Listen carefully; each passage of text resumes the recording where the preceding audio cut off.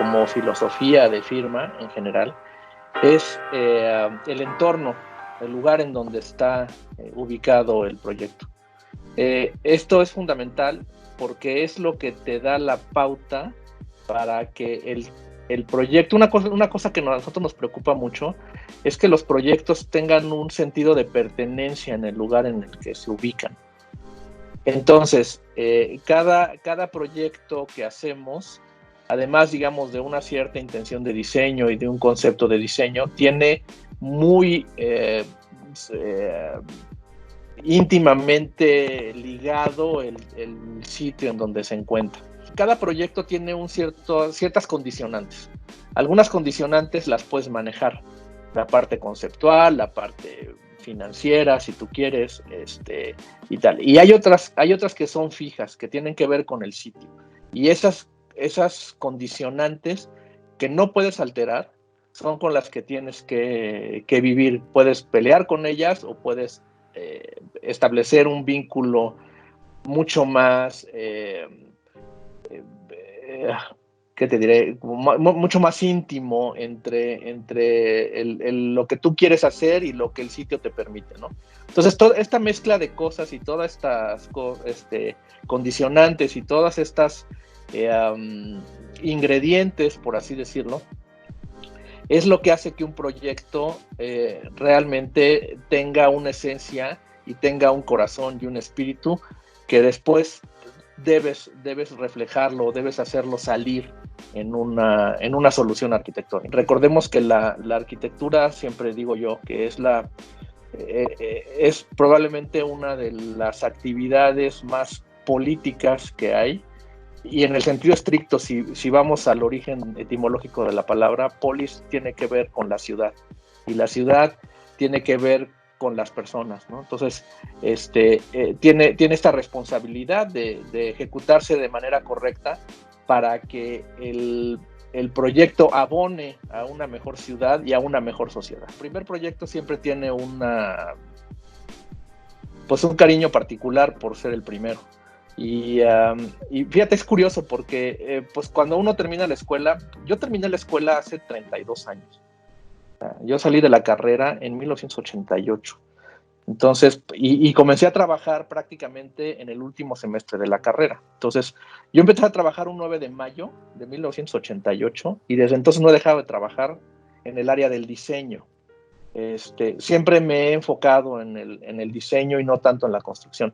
Sin embargo, el primer proyecto que tuve oportunidad de participar como autor propio fue pues prácticamente muy al principio de mi carrera, o de haber terminado la escuela, ¿no? Como siempre, pues te refiere a alguien que es normalmente un amigo de tus papás. En este caso, un amigo de mi papá era médico. El amigo de mi papá era médico y tenía una paciente que por alguna razón habían hecho lazos de amistad, ¿no?, entre ellos. Entonces, esta señora quería poner una tienda de regalos, pero ya sabes, ese tipo de regalitos pues pequeños, ¿no? Son como detallitos así de que la cajeta de chocolates o tal o cual cosa. Para mí el pretexto del diseño fue retomar un poco el lenguaje de la tienda esta de los dulces de Celaya, que está en la calle de 5 de Mayo. Entonces, pues me fui ahí a un poquito como a estudiar el lenguaje visual que tenía esta tienda y de ahí trasladarlo a una cosa mucho más contemporánea. De aquel entonces estoy hablando de hace 30 años o probablemente un poco más.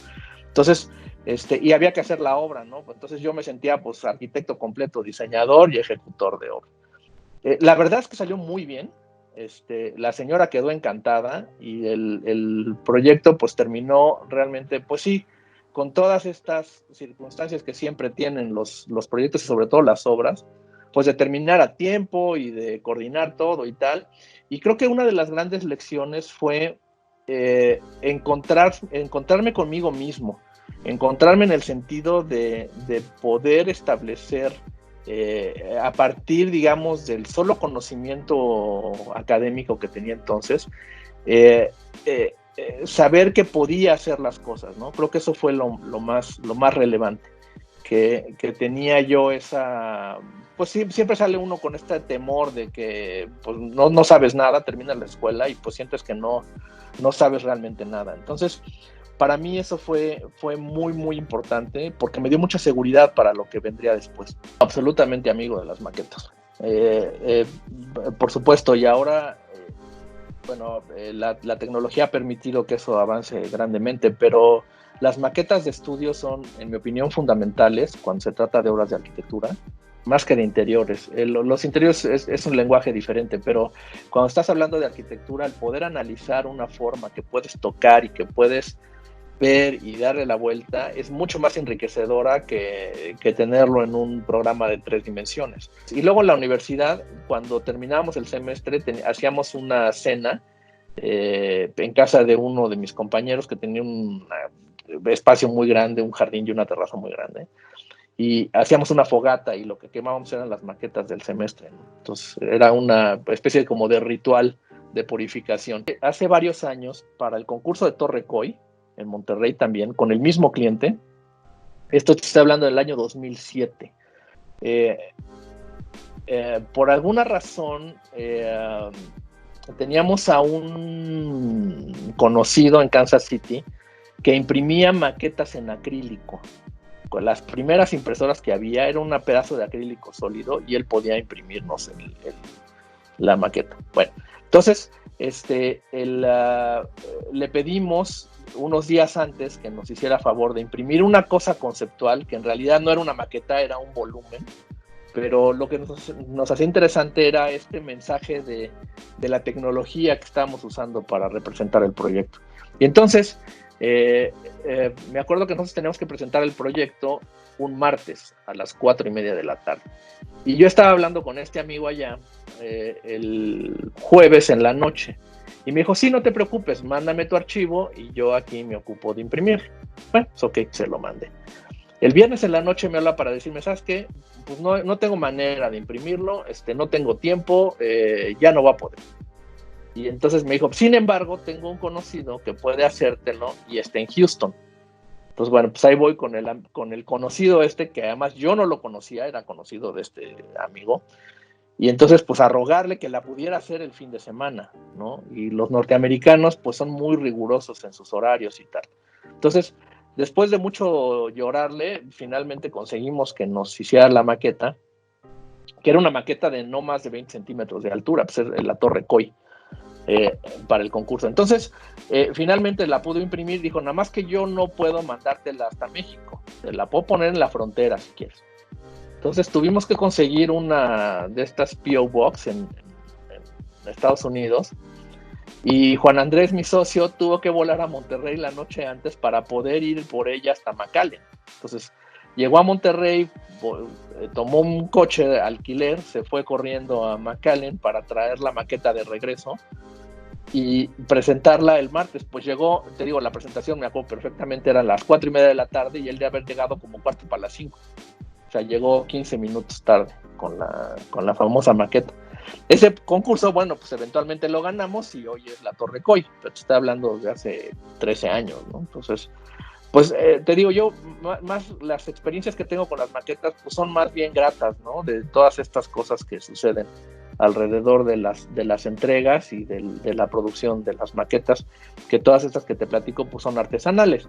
Hoy en día ya hacemos maquetas de este tipo, no sé si se alcanza a ver, pero es una maqueta impresa, ¿no? Entonces, tenemos 3 impresoras en la oficina con la que imprimimos maquetas de estudio y podemos comunicarnos mucho mejor con el cliente, ¿no? También tienen sus limitaciones, pero nos permiten muy rápidamente hacer estudios y análisis de formas que cumplen con los requisitos que el cliente nos pide. Una libreta donde puedas, cuando menos, echar unas rayas, obviamente un lápiz, y otra que no tiene que estar necesariamente relacionada con la práctica, pero sí es esencial para mí, es la música. Son elementos que te estimulan y te ayudan como a imaginar o a producir cosas, ¿no? Uno a veces piensa que los arquitectos lo único que hacen es estar conceptualizando, pero la realidad es que hay muchos trabajos satélites alrededor de la práctica del diseño, ¿no? La documentación, el que las cuestiones técnicas estén atendidas, en fin, hay un montón de pequeñas actividades alrededor de la parte de diseño y conceptual que son igualmente importantes y que impulsan a ese diseño, ¿no? Y para mí una de ellas es la música. O sea, la música te pone de una manera o te puede poner, digamos, la mente a modo para hacer ciertas actividades que puedan ser rutinarias o que inclusive puedan ser estresantes, en fin, es lo que transmite una idea, sobre todo en arquitectura, ¿no? Hablando de arquitectura. Muchas veces el dibujo no tiene este preciosismo académico o este rigor que pudieras tener y que ves en los libros de arquitectura, que en mi opinión muchos de esos dibujos se hacen después de que la obra está terminada, pero bueno, es una apreciación personal. Sin embargo, yo siento que sí, es un requisito, no que tengas esta calidad académica en el dibujo, pero sí que tengas esta calidad de comunicación entre lo que dibujas y lo que quieres decirle a alguien. Finalmente el dibujo es un vehículo que te permite establecer un diálogo entre tu idea, a veces contigo mismo, o sea, son dibujos que haces para ti, para poder clarificar. Y a veces son para expresarle o comunicar una idea a un colega, a un compañero de trabajo, a alguien con el que estás trabajando, al cliente, a tu jefe, en fin, ¿no? Entonces depende, si eres capaz de comunicarlo, eres un buen dibujante. Y yo creo que eso sí es esencial para el arquitecto, que sea un buen dibujante, que sea un buen comunicador a través del dibujo, que es la herramienta que nos permite expresar las ideas. Eso por un lado. Y por otro lado, tiene que ser un ejercicio en el que tienes que dominar la mano para que haga lo que tu mente quiere.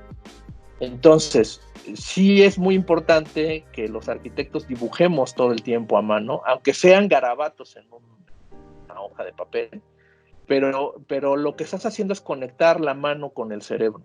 Y eso es esencial porque a veces, te digo, queremos irnos hacia adelante y lo primero que haces es sentarte en la computadora a echar rayas y tal, pero tienen esa limitación que a veces las necesidades técnicas que tiene un programa de cómputo, llámese AutoCAD, llámese lo que quieras, tienes que saber operarlo.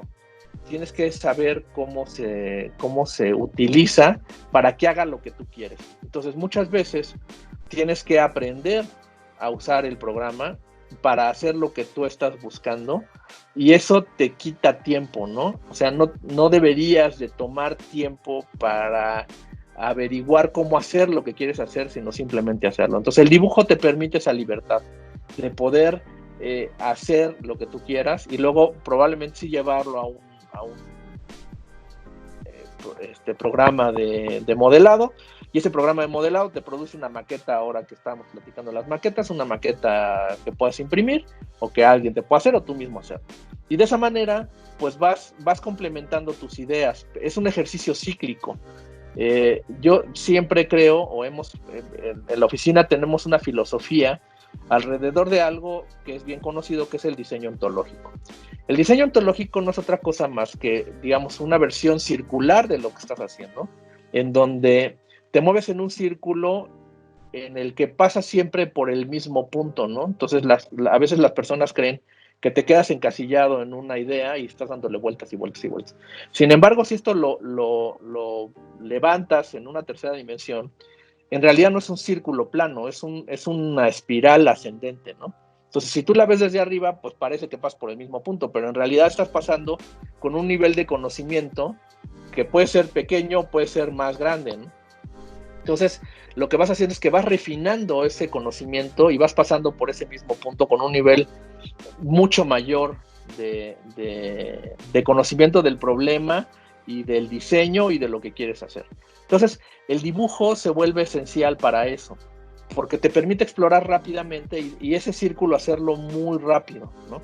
Entonces, Si tú te vuelcas hacia otra herramienta, lo que estás haciendo es que ese círculo se vuelve más amplio. Entonces, regresar al mismo punto te cuesta mucho trabajo. Es fundamental en dos vertientes, según lo puedo yo visualizar por la experiencia. La primera es, digamos, el permitir la entrada de la luz al interior. Para mí la luz es la cuarta dimensión de la arquitectura, además de las físicas, es la que le da forma a la arquitectura y a los espacios, es lo que crea las atmósferas. Entonces, el cristal hacia el interior es fundamental. El poder, digamos, permitir el ingreso de la luz de manera controlada es fundamental para que juegue el papel que estamos buscando tener. El elegir correctamente un cristal es una tarea que toma mucho tiempo, ¿no? Parece una cosa sencilla, pero el cristal se ha convertido en un elemento de diseño, sobre todo en los edificios más altos, en donde el cristal tiene un papel fundamental y que tienen esa morfología derivada en gran parte por la tecnología de la construcción, pero además porque el propio cristal ha permitido que eso sea así, ¿no? Son edificios los que mayoritariamente producimos los arquitectos que nos encontramos en el grueso, digamos, de la profesión, que tienen un propósito, y ese propósito tiene que servir para el que los habita, tiene que servir para el que los utiliza. Y de ahí lo que decíamos un poco al principio, ¿no? La arquitectura se activa con la gente. Y ese es un propósito otra vez del diseño centrado en el humano. Tenemos que pensar en el usuario como el centro de todo para que la arquitectura realmente funcione. Y un ejemplo claro son los estadios. Un estadio, digamos, es una estructura muerta que se activa con la gente, ¿no? Entonces, volviendo otra vez a la base de la pregunta, el cristal juega un papel fundamental, uno, porque permite que la gente pueda habitarlos confortablemente al interior, mantener los niveles de consumo de energía del edificio en cada vez más bajos debido a la tecnología, y sí, crea un aspecto de la ciudad, pero crea este aspecto mucho más uniforme que las ciudades necesitan, más que estas expresiones más puntuales, ¿no? Entonces, para mí, sí, el uso del cristal es fundamental. Nos toma mucho tiempo poder especificar correctamente un cristal, desde escoger el sustrato y luego las capas y luego el ensamble y todo lo demás para que funcione como queremos y que pueda cumplir con todas las expectativas que se tienen alrededor del cristal y del desempeño que este tiene en una obra de arquitectura. La arquitectura hoy en día vamos a tener que repensar muchas cosas que habíamos dado por sentadas, ¿no? Por ejemplo, estos formatos de coworking que estaban siendo muy exitosos hasta ahora, pues va a haber que repensarlos. Las densidades en las oficinas también va a haber que repensarlas. Y la arquitectura misma, ¿no? Nos hemos volcado en la tecnología, en los aires acondicionados y en una serie de espacios encerrados que ahora resulta que no son tan buenos ni son tan saludables, ¿no? Entonces hay que voltear un poco al origen de las cosas y a la arquitectura mucho más centrada en las personas. Yo creo que esta situación de la pandemia es un catalizador para acelerar este proceso en el diseño centrado en el humano, no en la persona, sino en esta parte más espiritual de las personas. Les digo, mira, el nombre del juego es el orden. Ese es el principal factor. O sea, una vez que tienes orden en las cosas que haces, puedes hacerlas de manera más eficiente. No quiere decir necesariamente que las hagas mejor, quiere decir que las puedes hacer eficientemente.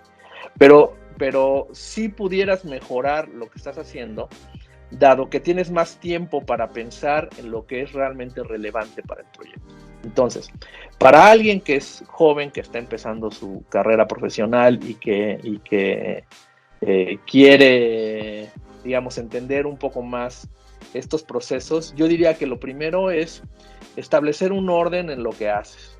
y establecer jerarquías. Es decir, ¿qué es lo más importante? El arquitecto con el que trabajaba tenía un dicho y a mí me parece fundamental y me tomó años entenderlo y decía, es que lo mejor es enemigo de lo bueno. Si ya tienes algo bueno, déjalo así. Si tienes una idea mejor, déjala para el siguiente proyecto.